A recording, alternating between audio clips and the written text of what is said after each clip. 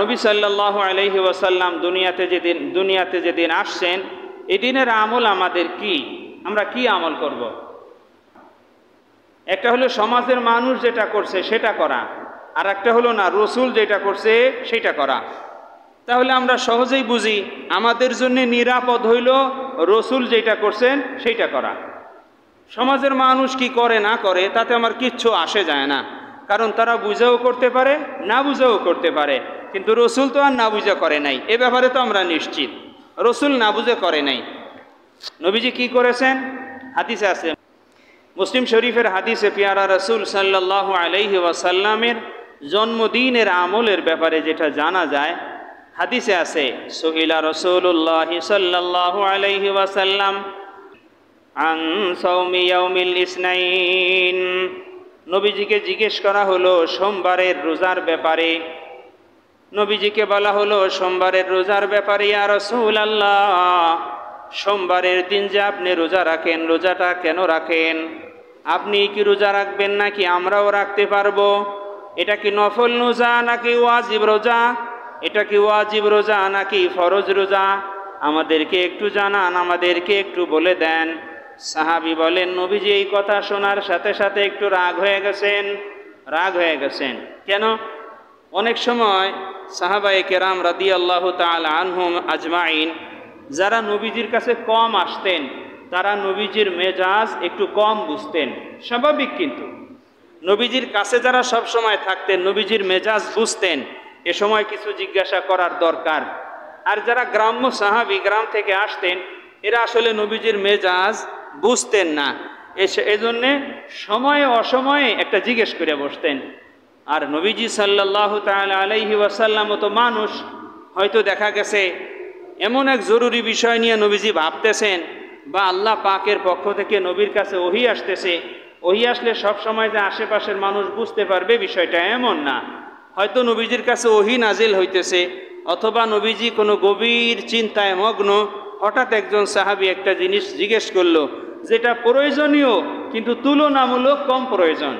তো তখন নবীজি অনেক সময় রাগ হইতেন, একেবারে স্বাভাবিক ব্যাপার। তো নবীজি একটু রাগ হইছেন। রাগ হওয়ার পরে রাগ থামাবার জন্যে হযরত ওমর রাদিয়াল্লাহু তাআলা আনহু নবীর সামনে উচ্চ আওয়াজে পড়তেছে, রাজিনা বিল্লাহি রাব্বা ওয়া বিল ইসলামি দীনা ওয়া বি মুহাম্মাদিন নাবিয়্যা ওয়া রাসূলা। অপর বর্ণনায় আছে ওয়া বি মুহাম্মাদিন রাসূলা সাল্লাল্লাহু আলাইহি ওয়াসাল্লাম। হযরত ওমর ফারুক ডাক দিয়া বলেন, আল্লাহকে রব হিসেবে পেয়ে আমরা সবাই সন্তুষ্ট, রসুল আপনাকে রসুল পেয়ে আমরা সন্তুষ্ট, দিন হিসাবে ইসলাম পেয়ে সন্তুষ্ট, আল্লাহ আমাদের জন্য যা ফয়সালা করেন ফয়সালা পেয়ে আমরা সন্তুষ্ট। এ কথা শুনে আল্লাহর নবী সাল্লাল্লাহু আলাইহি ওয়াসাল্লামের রাগ কিছুটা থেমে গেলেন।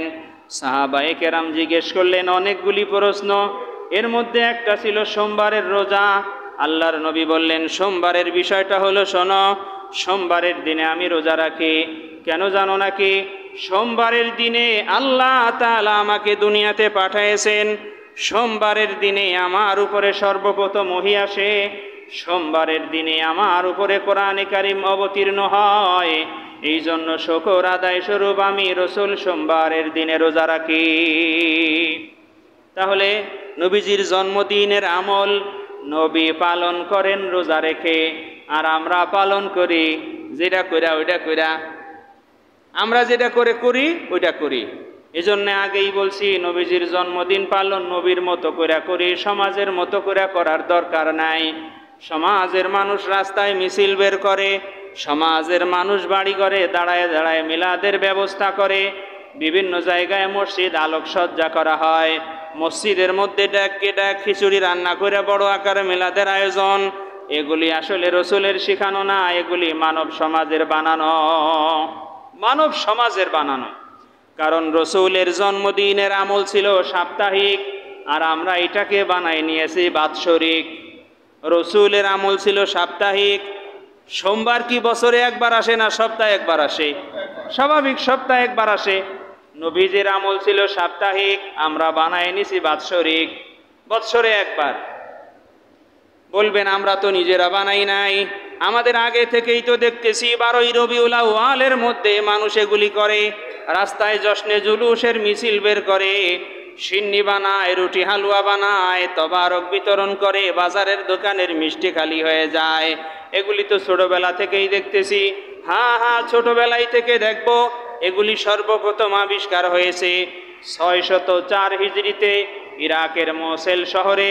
বাদশার নাম আবু সাঈদ, হুজুরের নাম আবুল খাত্তাব। হুজুরের নাম আবুল খাত্তাব। বাদশাহ আবু সাঈদ সময়ে সর্বপ্রথম যে হুজুরে মিলাদ আবিষ্কার করে রসুলের জন্মদিন নিয়ে, তার নাম আবুল খাত্তাব। আবুল খাত্তাব এই হুজুরে এই মিলাদের আরম্ভ পয়লা করে 604 হিজরিতে। তার আগে আর ছিল না। 604 হিজরির আগে আর কেউ মিলাদুন নবী নিয়ে মিছিল দেয় নাই। 604 হিজরির আগে আর কোনো মানুষ মিলাদিন নবীর নামে মিলাদের জন্য আয়োজন করে নাই, দোয়ার আয়োজন করে নাই, মসজিদ সাজায় নাই, রাস্তায় র্যালি বের করে জশ্নে জুলুসের মিছিল বের করে নাই। সর্বপ্রথম 604 হিজরিতে এমনটা হয়েছে, এর আগে হয় নাই। তাহলে আমরা এতটুকু আলোচনার দ্বারা কমপক্ষে এতটুকু বুঝলাম, 12ই রবিউল আউয়ালে নবীজির জন্ম এ কথা নিশ্চিত না, সনদে বিচ্ছিন্নতা আছে। প্রমাণের দিক দিয়ে 8ই রবিউল আউয়াল বেশি শক্তিশালী। মেনে নিলাম যদি 12ই রবিউল আউয়ালেও নবীজির জন্ম হয়ে থাকে, তাহলে উম্মত হিসেবে আমার তো এই কথাটাও মনে করা দরকার 12ই রবিউল আউয়ালে শুধুই মাত্র দুনিয়াতে নবীজি আসছেন এমনটা না, বরং 12ই রবিউল আউয়ালে দুনিয়া থেকে তো নবীজি বিদায়ও নিয়ে গেছেন।